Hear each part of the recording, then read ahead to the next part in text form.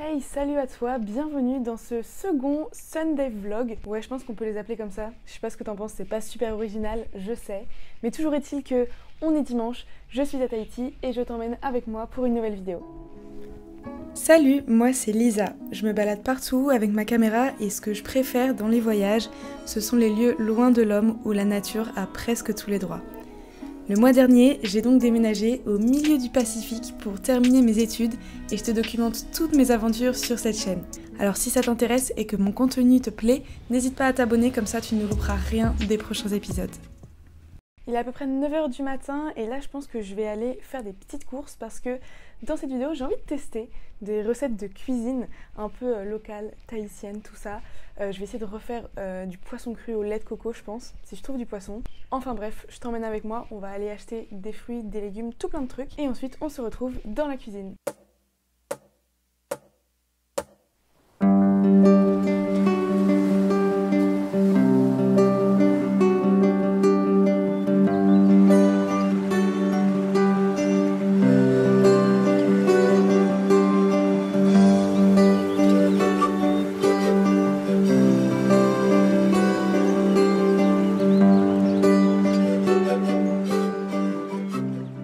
Bon ça y est, je viens de rentrer des courses, j'ai trouvé tout ce qu'il fallait pour le poisson cru, sauf le poisson.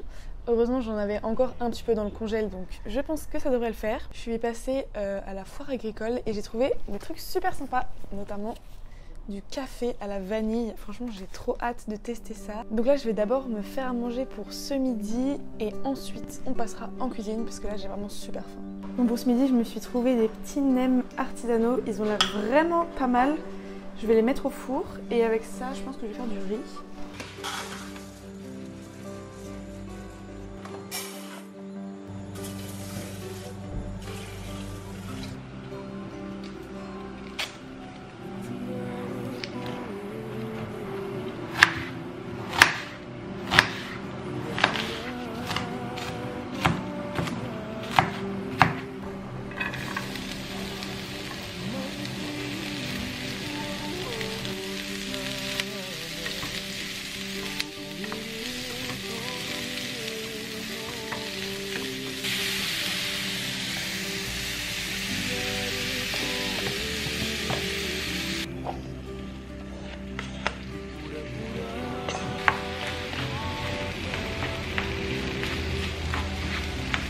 Bon, et puisqu'on est dans le thème un peu asiate comme ça, j'ai une passion pour les mochis. Et là j'ai trouvé mochi beurre de cacahuète et mochi noix de coco.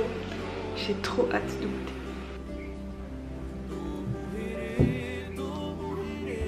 Voilà. Franchement si je pouvais manger asiatique tous les jours, je le ferais sans hésiter. Le petit mochi cacahuète pour bien finir le repas.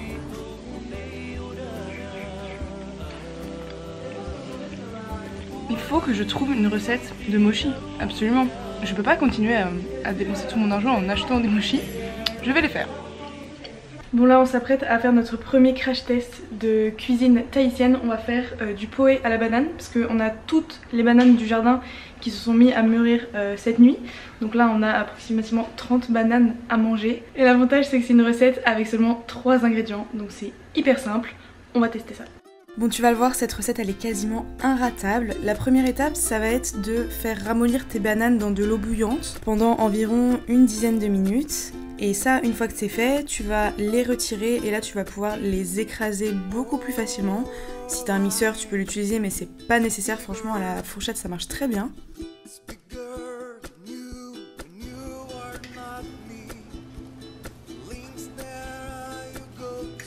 Une fois que c'est fait, tu vas mélanger tes bananes écrasées avec de l'amidon de tapioca.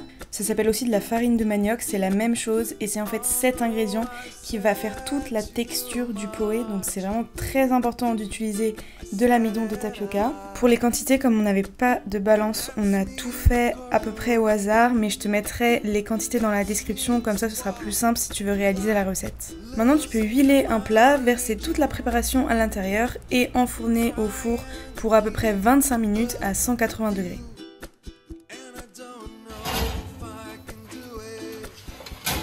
Ça a beaucoup gonflé hein.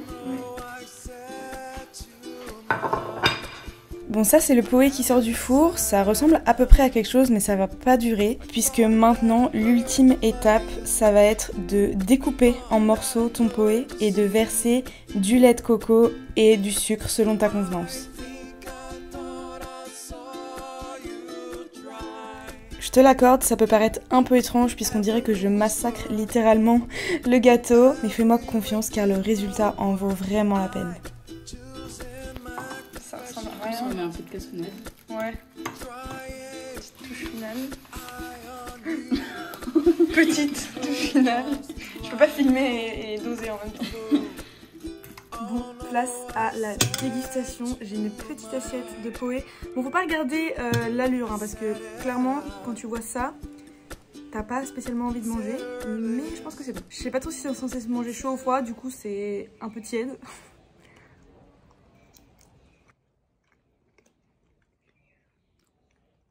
C'est hyper bon. Je suis désolée, j'espère que t'entends pas trop les bruits de bouche. C'est vrai que la texture, ça ressemble un peu au mochi ou aux perles de coco. Moi j'adore, clairement, genre les textures un peu comme ça, je trouve ça trop bon. Et en termes de goût, franchement on sent la banane, mais avec la coco ça fait un peu un nouveau goût. Franchement c'est super bon. Les petites parties caramélisées là, c'est hyper bon, genre vraiment c'est une tuerie. Et en plus t'as vu c'est vraiment hyper simple. T'as 3 ingrédients, ça prend allez, 45 minutes grand maximum le temps de tout faire cuire et tout. C'est super bon, validé. Bon, je m'étais amusée à faire une super transition, mais il faut croire que je n'ai pas appuyé sur le bouton play, donc j'ai parlé à une caméra qui ne tournait même pas. Il commence à faire super chaud ici à Tahiti parce qu'on approche de la saison humide. Qui dit saison humide dit qu'il va faire très chaud. Donc, pendant que vous serez en train de vous les cailler au mois de décembre, moi je serai sûrement en train de suer à grosses gouttes. Comme si c'était pas suffisant, je m'apprête à aller courir en plein soleil, oui. Il faut s'entretenir et en plus si on peut bronzer en même temps, c'est chouette. Sur ce, j'enfile mes baskets et on se retrouve juste après.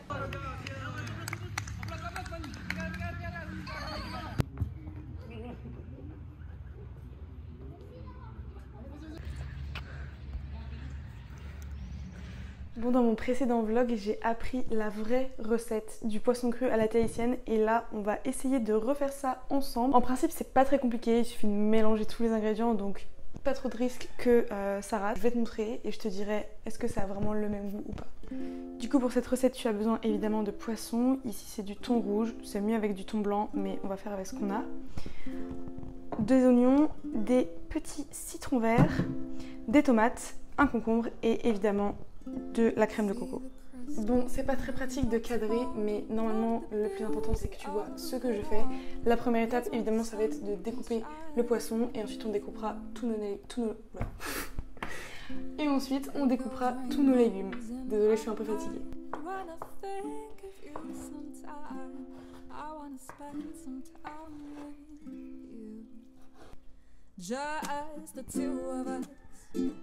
We can make it if we try, just the two of us, just the two of us, just the two of us, building castles in the sky, just the two of us, you and I.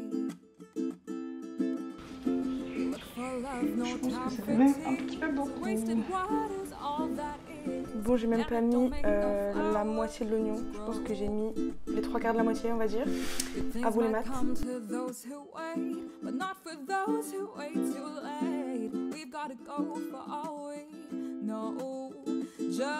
Ce que j'ai pas précisé, c'est que hormis les oignons, absolument tous les ingrédients viennent de l'île, donc tout est local, même les tomates et le concombre.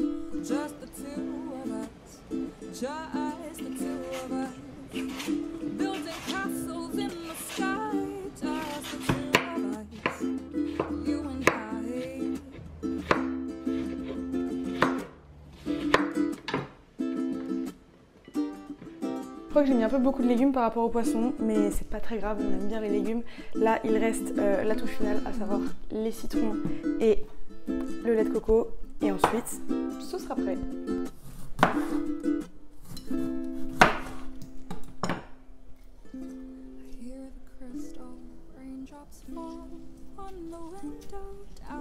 Le citron, c'est pas mal.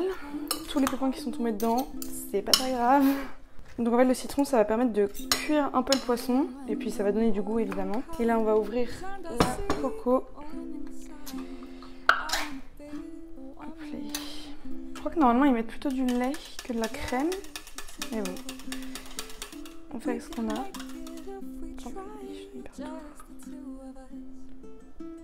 Ah! Je fais des bêtises. Ah mais j'ai oublié un truc super important. Le sel. Hop, on va mettre trop parce que je trouve pas de ouf. Oh là là, regarde-moi comment ça a l'air trop bon. Franchement il est 15 h mais si c'était l'heure de manger, j'hésiterais pas. Bon, notre deuxième recette est prête. On va la mettre au frigo. On va voir dès ce soir si c'est validé ou pas. Franchement je suis plutôt fière de moi, ça a l'air plutôt bon. Comme je le disais, c'est pas très compliqué. Franchement même si vous êtes nul en cuisine, c'est un peu inratable.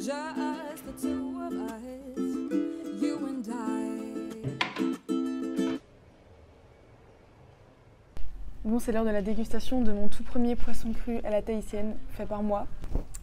Bon, comme tu vois, en vrai, il en reste plus beaucoup parce que j'ai déjà mangé la plupart de ce que j'ai fait tellement c'était trop bon. Mais je vais quand même te donner ma réaction en direct parce que voilà quoi, on va faire genre que c'est la première fois que je goûte.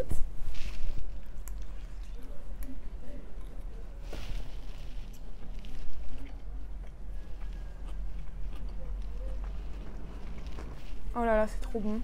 En vrai, je pense que c'est meilleur quand ça a pris le temps un peu de macérer dans le frigo, dans le jus de citron, le lait de coco et tout, parce que là, je l'ai fait il y a une journée du coup.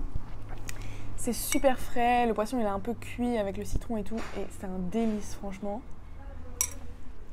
Finalement, au niveau des quantités, ratio poisson, fruits, légumes et tout, je trouve que c'est super bien. Je vais garder cette recette là. Je pense que je vous mettrai les recettes dans la description.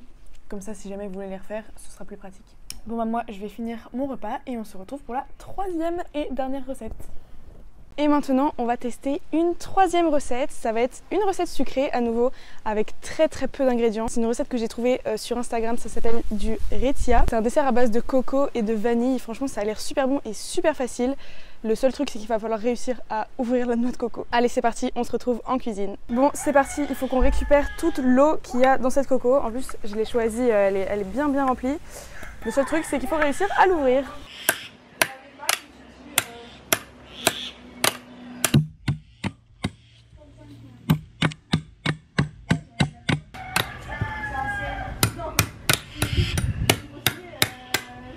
Là, je coupe comme ça. Ouais. Voilà. Voilà, et là normalement tu perces avec le couteau et c'est bon. Ah non, tu parles vanille alors. Fais un peu plus gros tout avec ton doigt.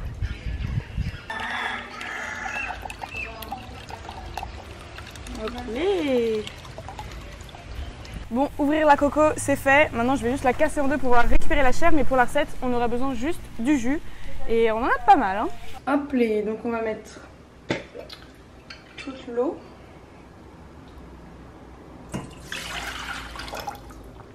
Là, on va verser la même dose de crème de coco cette fois.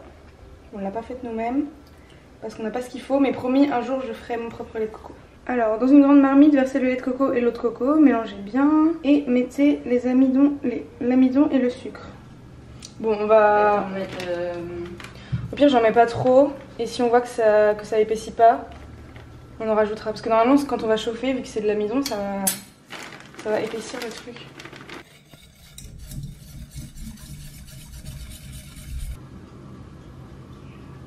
Ouais, je pense que tu peux en mettre une deuxième. Parfait. On mélange jusqu'à ce que ça devienne épais et après on met dans un plat beurré. Bon là il faut mélanger et l'amidon est censé épaissir, un peu comme quand on fait une béchamel finalement. Et à ce moment là on pourra mettre au four. Bon ça a épaissi en quelques minutes et là bon, on a fait un peu des grumeaux, enfin j'ai fait des grumeaux. Mais maintenant on va mettre ça au four une vingtaine de minutes, ça devrait caraméliser sur le dessus. Et franchement ça sent super bon, ça sent la coco et la vanille, logique. Ça fait un peu comme des mochis encore une fois.